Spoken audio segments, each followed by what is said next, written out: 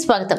ఈ రోజు రాఖీ కిల్లా గన్పురం మండల కేంద్రం గట్టుకాడిపల్లె గ్రామంలో శ్రావణ శనివారం సందర్భంగా గ్రామ ప్రజలందరూ పురాతన చరిత్ర కలిగిన వెంకటేశ్వర స్వామి ఆల్మరంగా సమేతంగా భగవంతుని ప్రజలంతా కలిసి గుడిలోనే వంటలు చేసి భోజనాలు చేసే సాంప్రదాయం చాలా అద్భుతమని మాజీ సర్పంచ్ సింగమోని దేవేంద్ర తెలిపారు।